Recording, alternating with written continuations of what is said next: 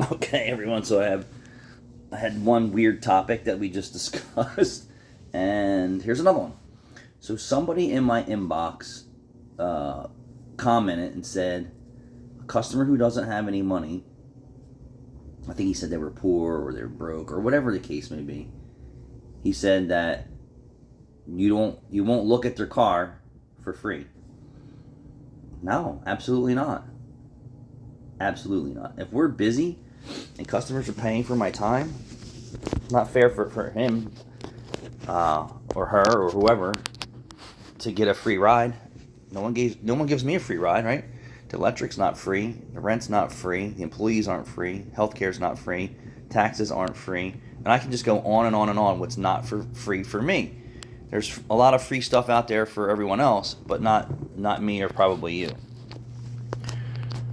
So if we were slow and there was nothing to do, and depends on what the request was or is, I make a decision what's best for me, not what's always best for the customer in that situation.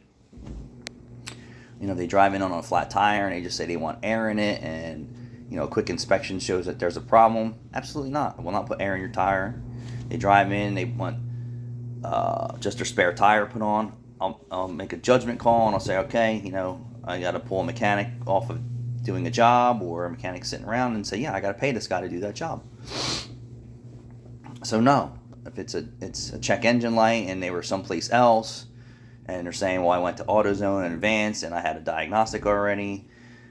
You didn't have a diagnostic already. So I've been down this road with these scenarios, and what happens is if you just do what they ask, then they come back and complain and want their money back or whatever, however it falls out, right? Because they don't want to pay for a diagnosis. They don't want even me to look at the car. Just, I already know what's wrong with it. Just do this, and then it's never that. So I said to the guy, I said, when your employer comes to you, I'm hoping whoever this person is employed and not living off the system, because nothing's free for me.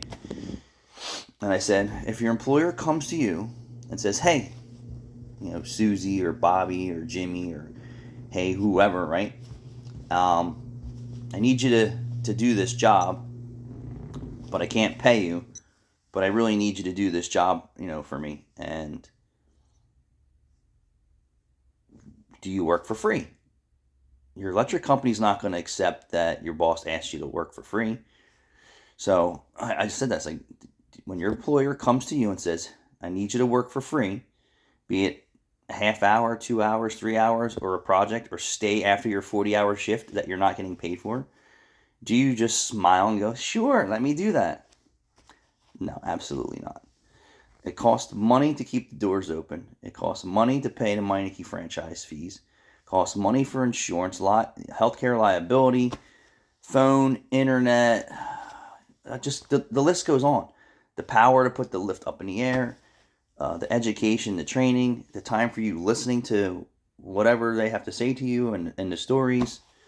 So no, there's certain times where I say, well, maybe I will or maybe I won't, or my discretion, but no, absolutely not. If the customer's saying they don't have any money at the counter, and the story just doesn't sound like anything to me, no. Um, my time is valuable just like your time, and you're entitled to be rewarded for it. And when people ask you to do something for free, you should say no. That's me. And in my almost 40, 35 years of being in this business, I've done a lot of stuff for free. And it doesn't build you loyal customers. It usually builds you more headaches, or more free scenarios, or more discounted services and things like that. So once you plug someone's tire that you really shouldn't plug the tire, it's very unlikely that they're going to come back and buy a tire from you. They're going to come back and ask you to plug the tire again. That's still bad. Or it'll come back with another tire that's new or whatever. So you're like, oh yeah, well, Meineke will plug the tire, or Meineke or change my oil with my antifreeze, leaking out of it and overheating and things like that. So no, I'll just give you a scenario. A year ago, we put a trailer hitch on a customer's car, and he was getting some other work done. And I said, yeah, we'll install it for $50. Well, then the same family customer comes back with another vehicle and wants a trailer hitch put on, and they're like, all right, well, now you need to pay us what we normally do. You're just here for a trailer hitch.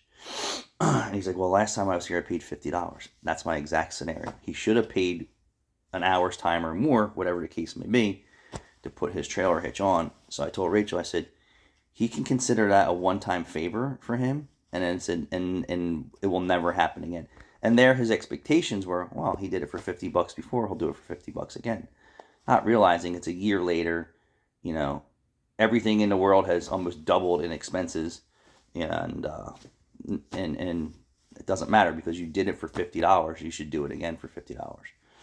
Well, go try and buy a 79-cent cheeseburger from McDonald's today. That's $3 now, dude. Come on. Thanks for watching.